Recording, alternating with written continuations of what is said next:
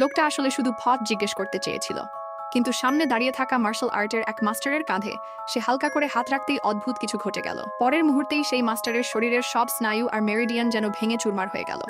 এর আগেই সে আবার হালকা করে নিজের হাতটি মাস্টারের বুকে রাখল, আর চোখের পলকেই সেই শক্তিশালী মাস্টার রহস্যময়ভাবে মারা গেল।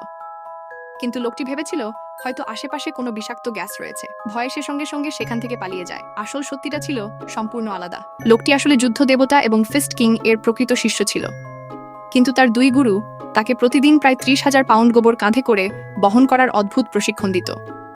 বছরের পর বছর এই কঠিন প্রশিক্ষণের ফলে তার শক্তি নিজের গুরুদের থেকেও অনেক বেশি হয়ে গিয়েছিল, কিন্তু সে নিজে কখনোই তা বুঝতে পারেনি। তার জীবনের সবচেয়ে বড় স্বপ্ন ছিল 5 মাউন্টেন সেক্টে যোগ দেওয়া। অবশেষে সেই সেক্টের নির্বাচন পরীক্ষা শুরু হলো। সবাই জড়ো হলো দেখতে কে কতটা শক্তিশালী। কিন্তু যখন সবাই দেখল যে চ্যালেঞ্জ দিতে এসেছে বিখ্যাত স্পিয়ার মাস্টার, তখন সবার মুখের রং ফ্যাকাসে হয়ে গেল।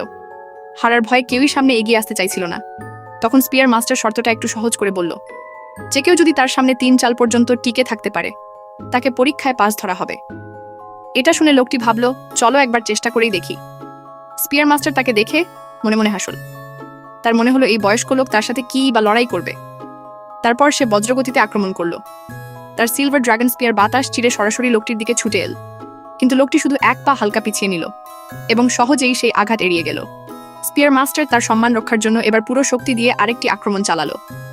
তখন লোকটি এক ভারী ঘুষি সোজা তার দিকে ছুড়ে দিল। পরের মুহূর্তেই স্পিয়ার মাস্টার মাটিতে পড়ে গেল, আর পুরো মাঠ নিস্তব্ধ হয়ে গেল। সবাই অবাক হয়ে তাকিয়ে রইল। পরের এপিসোডের জন্য সাবস্ক্রাইব করে রাখো।